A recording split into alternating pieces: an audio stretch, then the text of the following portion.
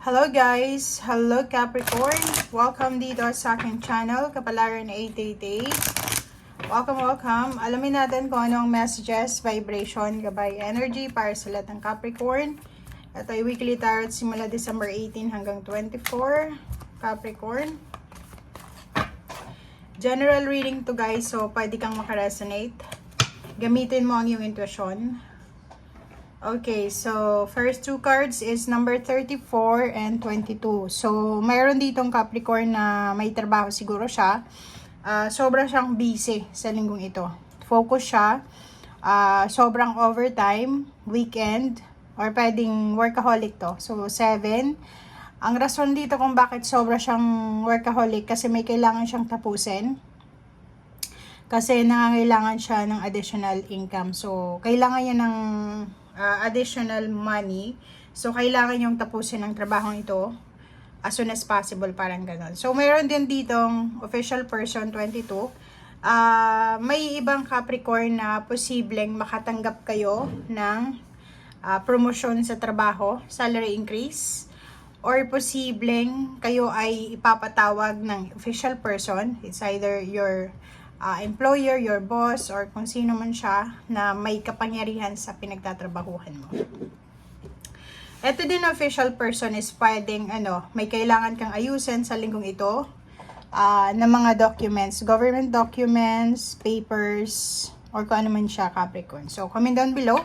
And mayroon din dito ang Capricorn na kakasimula pa lang ng kanyang trabaho, bigla agad siyang ma-promote or tataas yung kanyang sweldo or tataas ang kanyang posisyon. Mayroon din ditong sobrang workaholic na Capricorn na kailangan nyo ng balanse. Kailangan nyo ng balanse sa personal, financial, career life. Okay, comment down below if resonated ka.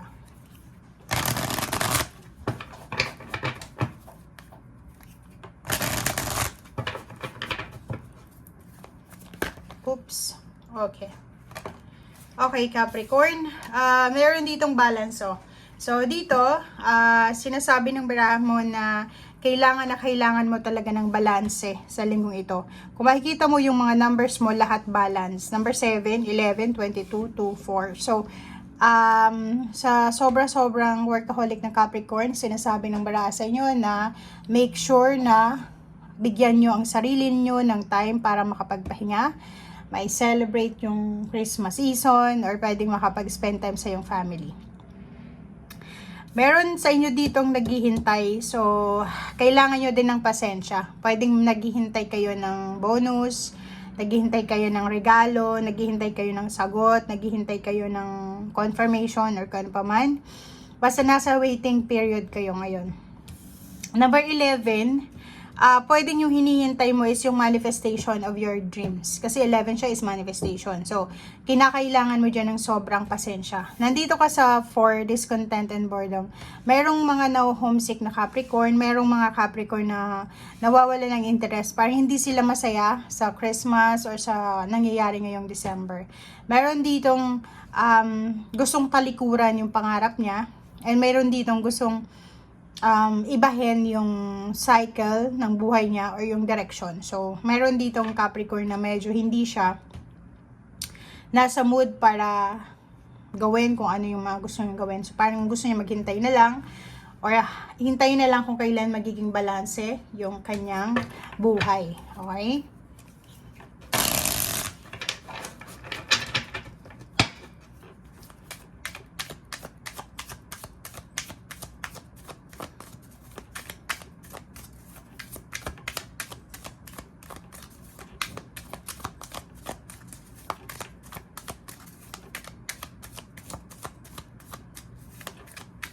Capricorn.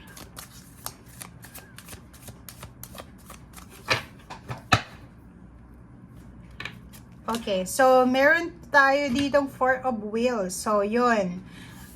Sa linggong ito, parang yun, ito yung dahilan kung bakit gusto nyong magtrabaho ng magtrabaho, gusto nyong ilaan yung oras nyo, araw nyo sa pagtatrabaho kasi may kailangan kayong pag-ipunan eh. 'Di ba? Parang yung iba sa inyo dyan, this week ay parang ma-appreciate nyo yung pagkakaroon ng ipon, 'di ba? So, nasa Four of Wheels ka, so ibig sabihin gusto mong lahat ng kitain mo ay itago mo. Gusto mo or parang wini-wish mo na sana may magbigay sa iyo ng pera, regalo. And mas prefer mo ngayon as Christmas gift yung pera as gift.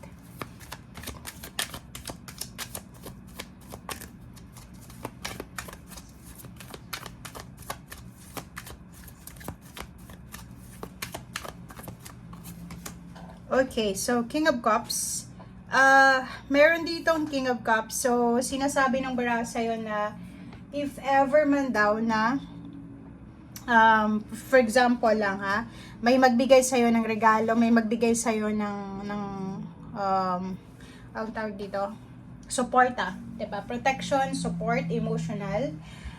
Sinasabi ng baraha sa'yo dito na mas prefer mo yung pera na lang, parang ganun. So, if yung mga kaibigan mo, parang sasabihan ka, or yung family mo na, ang kaya lang namin is moral support.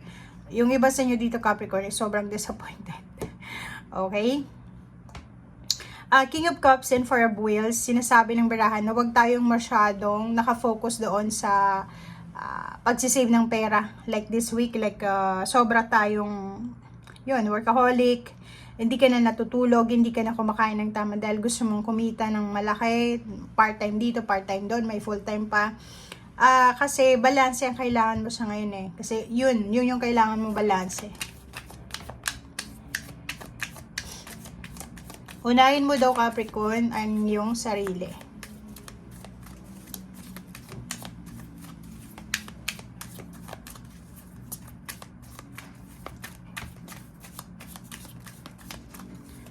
Okay. Three of Wands. Ganun pa rin. Still waiting. Itong Three of Wands and the waiting game, pareho lang yung message nila na may hinihintay ka. Parang yung iba sa inyo dyan, naghihintay ng breakthrough. 'Di ba? Naghihintay kayo na matapos itong taon ng 2023 and then pumasok na yung 2024. Kasi parang boring na kayo. Parang ganun. Meron ditong Queen of Wands and then kumuha tayo ng dalawa. The Sun, and then King of Swords. So, kung makikita mo dito, ang sabi ng baraha mo sa'yo dito, Capricorn, na make sure na ang focus nyo sa linggong ito is yung happiness. Ang focus nyo is yung passion.